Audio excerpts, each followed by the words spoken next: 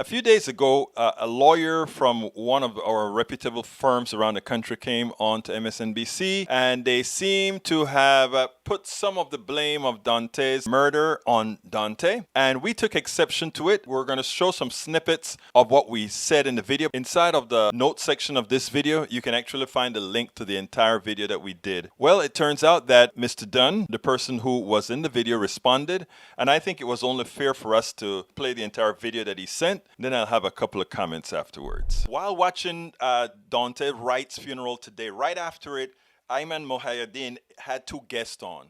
One of them was Tiffany Cross. The other one, he was one of those guys I put in the same boat as Candace Owen. Is there a perception among the police that if you are a young black man or woman, just the tone of your skin is a risk and danger that makes you a threat, regardless of what it is that you are doing? Well, I think that everyone is kind of walking on eggshells. And I think that we've got hundreds of years of inertia in this country that we're trying to undo. And the movement for social justice is very important.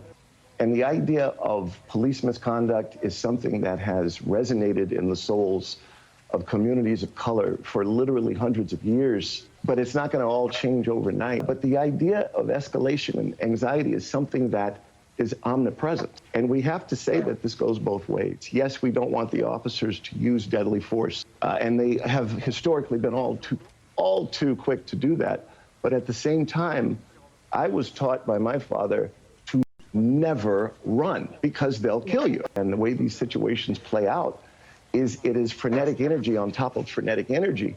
And we have to teach our boys that any encounter with a police officer can quickly degenerate into a deadly encounter if they lose their cool or if they do anything that is a provocative act. You know, I think that the practice of white supremacy is so deeply woven in this country that you will have the oppressed adopting the talking points of the oppressors. First of all, this is a 20-year-old kid. Imagine what he has experienced in his lifetime, what he has seen in his lifetime. To have these law enforcement officers put him in handcuffs, he was fearful. He came up during the time of Trayvon Martin, of Philando Castile, of Tamir Rice, of countless names and faces that we have seen die at the hands of law enforcement. But somehow we want to put the onus on this kid. They had this kid's license plate, they had his license, they had his registration. They could have found him easily. But somehow the conversation is turning to what could this kid have done to prevent his own death? Why is the onus on us to stay alive when encountering the police? Because I've seen police de-escalate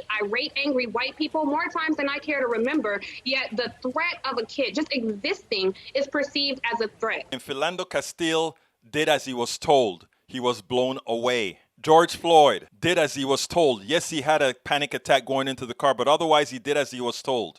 He was murdered. We can go person after person doing as they're told and get murdered. So you run, you get killed. You don't run, you get killed. I don't know. I'm speaking to the Cochran firm and the Cochran family. So it has come to my attention that some of the remarks that I made this week have caused some concern, and that some of the members of the firm have had some difficulties with some of the responses to my remarks. And I want to try to tell you why I said what I said. So specifically, you have to understand that one of the reasons why I come at situations with a different point of view is because I've been doing this for so long. Literally, since 1993, I've been pretty much devoting my entire life to the issue of police misconduct, but most directly police shootings and excessive force that result in police shootings. And I know how these situations play out because I've seen how they play out again and again. And to say that it hasn't affected me on a deep level would not be true. It has affected me tremendously. And one of the things that has created a problem for me is that you keep seeing the same thing happening over and over again. Specifically, I want to tell you that the most important motivation that I have always had is not saying the thing that pleases people, but I want to try to stop the killing. And I want to try to stop these funerals from happening. I've had over 100 death cases, folks, and in all of that time, I can tell you that they're preventable and that you see the same things happening over and over again. There were a lot of comments to the effect of I'm using the talking points of my oppressor, or we're using the talking points of the enemy, and I think that's the wrong way to look at it.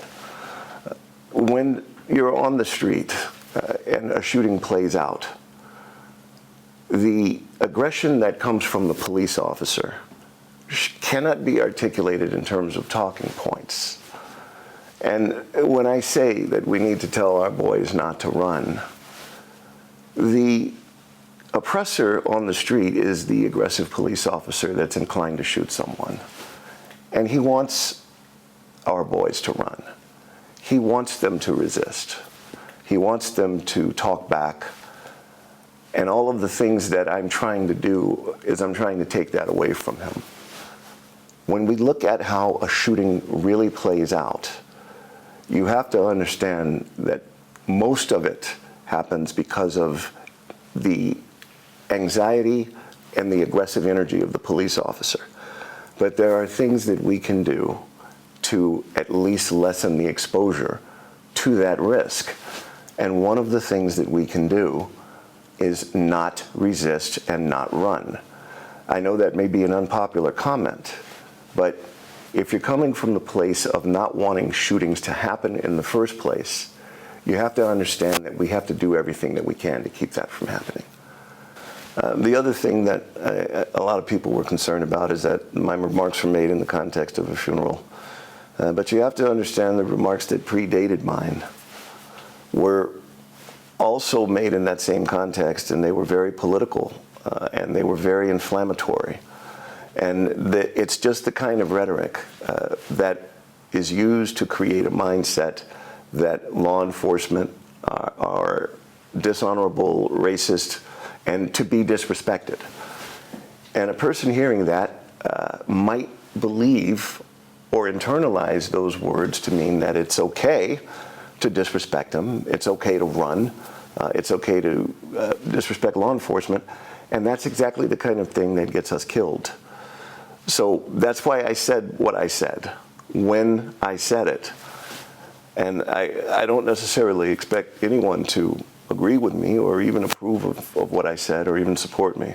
But I did want you to understand why I said what I said. I understand exactly where Mr. Dunn is coming from. I really do. And not only that, some of the advice that he has given to young women or men of color are the same kind of advice that I give, but in the context of national news, in the context of where the police in general is under scrutiny. It's not the place for us to tell others you have to try to mitigate your own death. We've done that for decades with our kids. Putting that into the ethos gives these officers the implied right to somehow believe that we think we must take some sort of responsibility for them being the type of cops that hurt people, the kinds of cops that murder people, the kinds of cops that just don't do their jobs. I understand what Mr. Dunn is saying, but the fact of the matter is it was not the place, it was not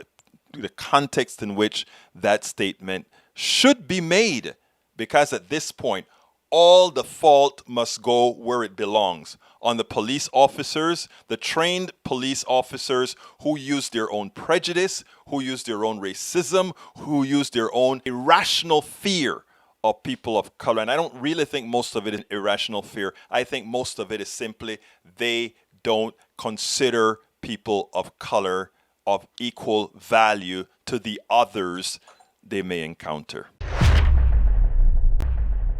We spend a lot of time deconstructing the news, trying to parse it into a form that everybody can understand. We try to find those little nitpicks where it flies above the fray, etc. If you really like these videos that we do, I want to ask a big favor. Please go ahead, number one, subscribe to our channel, and number two, please join if you can. Thank you so kindly for watching. Keep watching. Please remember to share. We must populate the entire internet with our progressive message, a message that we know is what most Americans say that they want. So help us, please join.